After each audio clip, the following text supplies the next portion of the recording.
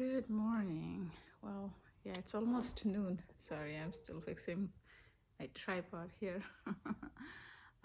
It is about 11:45 and it's Friday morning, the day after Thanksgiving, November 29th? Yeah, November 29th, 2024. As I say this, it kind of makes me think of next year, the day after Thanksgiving. Our life sometimes brings up so many changes, doesn't it? And sometimes the changes are expected and sometimes they're very unexpected, but that is what makes life interesting sometimes.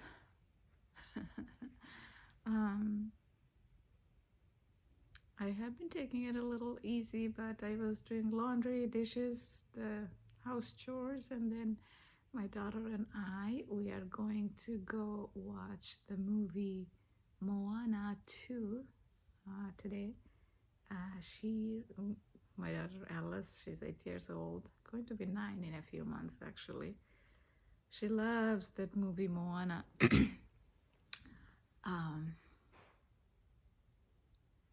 I think 4 or 5 months ago when the trailer first came up, we saw it together and I remembered that she really wanted to watch it in theaters. And a couple of days ago I bought the tickets.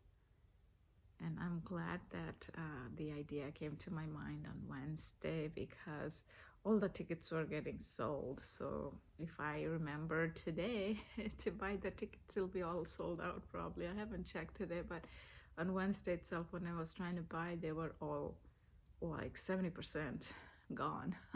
And some seats that were available were not really very good seats. So I even had to change the timing to get the good seats. So anyway, so we were excited about that. We call it bucket filler day when she and I do something fun. We used to do them more often and I had to prioritize my schedule in a way that I do that more often because kids grow up so fast. She's 8, going to be 9. If I think of it, 10 more years after that, she goes to college, and that's when life changes in a big way again, where she will be, she might leave the house and go live in a dorm. When she's in a college, she goes to college, but anyway, so I used to think that 10 years, now there's 9 years, life goes so fast. And sometimes when I look at her old pictures when she was 1 or 2 years old, or the older Thanksgiving pictures, she's so tiny and now she's already so big. Anyway, so yeah, different thoughts come to my mind. And yesterday was a good, blessed day. But it was different this year. I had a little different Thanksgiving, but that's all part of life. Life can be different sometimes, and we gotta look for what we are, what are our blessings still. We can still count so many blessings in our life. So I was at my friend's place. She had, her mom is there. She had a little kid, and she had another friend with 4 daughters. And her mom had a friend who had 2 older kids. And the place is not small, not too big. It's so it was a lot of people and together, and the kids had fun. They played and stuff like that. So it was interesting. Her mom looked so happy playing Uno with the kids, and it reminded me of my mom. She's very far away, and last couple of days I've been thinking to call her in the morning, and the time difference is so that sometimes when I think about it, it's like 10:30 here, which will be 9 o'clock in India at night, and by then she usually goes to sleep. So it's not really, the timing is not working out, but I'm going to call my mom, I think, the next few days sometime. Um, so, it's so important to cherish the people that we have in our life, because um, I know things would be very different if my mom and I were living together. Because if we are under the same roof, we won't always have 100% happiness, because that's a normal thing in life. But got to remember to cherish what we have. So I was thinking as I was washing the dishes, I was thinking how I learned so much wisdom from my mom, and I never realized this until I got to my midlife, and we have so many good things that gets ingrained in our subconscious also as we grow up. Normally, we think only about, subconscious takes us to fight or flight and all of that, but the subconscious has a lot of good things too. And sometimes we don't realize them until, some life events happen to us and stuff like that. And I feel so blessed for my mom's wisdom that over time I learned them. In the last few days, another thing that has been crossing my mind, which I probably will capture it in a shorts too, because that was pretty significant in my mind when it came up. So I'm going to talk about it. So it's the subconscious and conscious, right? Everybody talks about how subconscious, which is 95% of our mind, and conscious mind, which is 5% of our mind, we ourselves, when we are talking about it, we are giving more power to the subconscious. And excuse me, excuse me, it's a little cold in the house. Excuse me. That's why I'm wearing the robe. It's kind of cold. Anyway, so we have to remember that even though subconscious might be bigger, it is part of our conscious mind. In a way, the word sub, right? A sub is part of that conscious mind.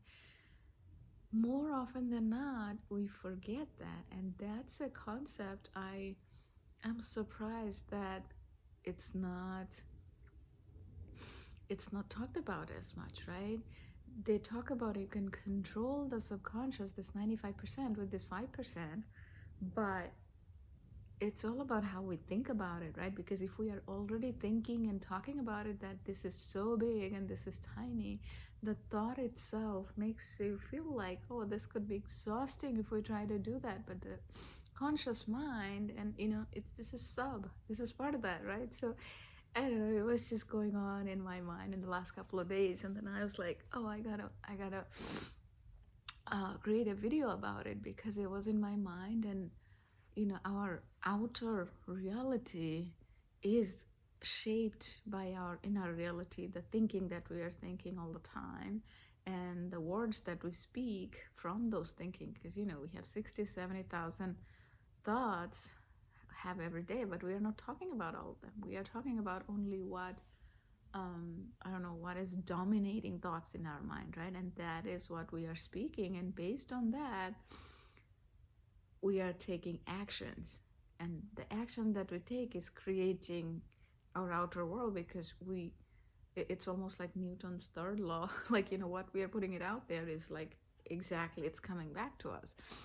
So I was thinking that how we have to start thinking about subconscious. It is sub of our conscious mind, and then we will remember how much power this holds. We can create the reality we desire to. We can take this midlife as a second chance in life to do the things that we always wanted to do. For whatever reason, if we couldn't do that in the past, this is another chance to do the things. It's almost a rebirth or renewal, or whichever way you call it, or reset. You can do all of this, and we ourselves are the people we are holding ourselves back. And this is the time when you know, we can tell ourselves it's okay to live the life that we wanted, as long as we are not hurting anybody else, right? While doing the things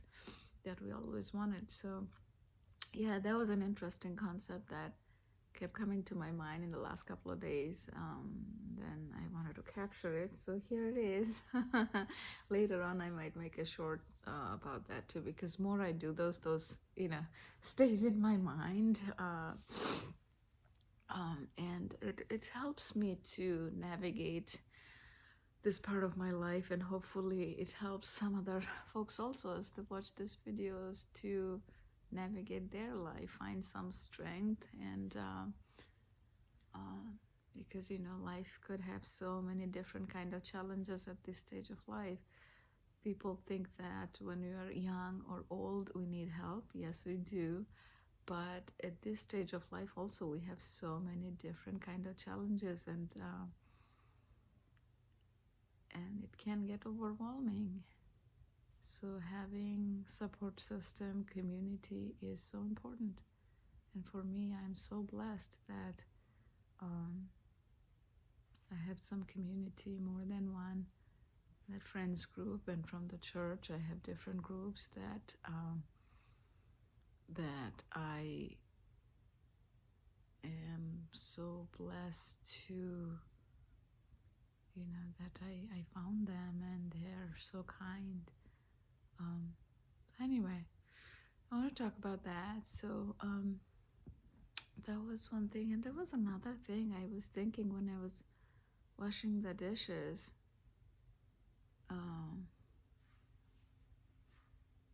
yeah, it might be that, or it might be something else, but this was something I thought I'm gonna talk to my daughter Alice about today, because she's smart. She's for her age. She understands so many things. Sometimes it surprises me. you know, um, things can happen in life. Sometimes things can be good. Sometimes things can be bad, and we kind of attach those good or bad to the experiences or things, whatever has happened. But if we think all the experiences as just as an experience, and we can always create two stories out of that. One is um, how it is bad, and how that experience or the event could be creating challenges in life. At the same time, there is always a positive side of that story. So always look for that positive side of the story. What good is coming out of that? There is always some good that can come out of that. Now, sometimes there could be things could be so challenging that it could be hard to find. I remember a couple of years ago, my New Year's resolution, I wanted to create the resolution as look for positive in every situation. And the same January 1st, one of my not very close friend, but friend, early 40s, she died. She had cancer, and she left behind 4 kids and her husband, and I struggled. I was like, what positive can you think from that, right? And that was the year I was thinking for weeks before then that, okay, this is what I'm gonna set as a positive thing. And sometimes it's like, you can't probably find positive with, especially when somebody dies, and she was my friend, not even that close friend. I have seen her a few times in person, and when she was going through the toughness, a lot of us, we prayed for her. Really, absolutely wonderful woman. So then, you just have to see what we are learning from that experience, that that she was able to touch so many people. I remember now I don't have Facebook anymore. I mean, I deactivated it. I used to have. Um, I remember people from like Europe and wherever, people, so many people were touched from her niceties. She was so amazing. People have never seen her, but they would feel her love and caringness, and they would pray. And she was able to touch so many people. So it's that learning experience that you could be going through so much in life, but there's always, you can inspire others, and you can inspire others to be nice and all that. So that's something. There's many more things that I learned from her as she was going through cancer. One or two, she used to make like short videos and post sometime like how she's doing and what's going on.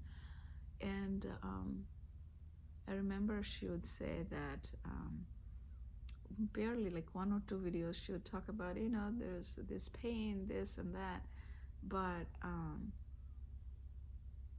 she's like, she doesn't want to talk about that. But imagine when people go through these things, it could be so hard physically, but she barely ever spoke about that. She was always so positive and uplifting. So that's an interesting thing I learned. I mean, of course, I'm not going to tell Alice all of this because it'll be too much for her at this age. But the point is that as they go through this life, some of my friends, they talk about like, teaching her how to talk about her feelings is important too. So sometimes these days I notice that, as she gets busy with the screen time, rather watching TV or iPad, sometimes it's okay to talk about feelings if she's not feeling good or feeling great. Like, so anyway, and I'm a talker by now. You guys know, if you're watching my videos for a while, I can keep talking nonstop for hours maybe. So but that is my style. That's what helps me to good or bad or whatever, I can overcome things through that. And it also helps me actually to connect with people. I made a lot of good friends. They say, you can make good friends by listening to your friends, also by sharing the things that some may not feel as comfortable. When you're vulnerable to people, you share things, then you get closer to people. And now I'm not saying that we're going to share each and every very details of our life to people you just met for 2 weeks. But when you trust people enough, and you know that they are there for long haul, and they care about you, and they won't cause any harm, you can share them. Then they will become your good friends. And it's not that people we're going to trust are always going to be trustworthy. One out of, I don't know, 50 might not be like the way we expected, but that's life. That's how we learn. It happens at work, it happens in personal life, and we just keep learning and going. Anyway, so I'm gonna finish the video, get ready quickly, and head to the movies with my daughter, and we're gonna do the bucket filler. Excited about that. I'm excited about the movie Moana too, also because it's in a beach, and even though it's not real, but it's with those animation where the color of the water, turquoise water, white sandy beach, I love that. I think the smile on my face tells you how much I love those. Anyway, so we're gonna go have fun, and I hope you guys are having fun too. And if you're spending it with your family, Thanksgiving here in the US, enjoy because life has no guarantee how long, when. You never know what life is going to bring in the future. And keep looking for the positives in every situation. There is always, two stories we can tell ourselves, good or bad, and tell the good story, because the stories that we tell ourselves in our mind is what shapes our reality. So let's tell a good story to ourselves, right? When a friend of ours are going through some challenges, or good or bad, either way, we try to support them by showing the good to them. But more often than not, we don't do that to ourselves. We got to tell that good story to ourselves. And remember, subconscious is part of the conscious mind, so we can get a handle on that. Okay, bye and have a wonderful day. And I'm going to be back tomorrow morning, and maybe make some shorts later in the day. I don't know. We'll see. Maybe, yeah, how the movie turned out. I'm going to talk about that.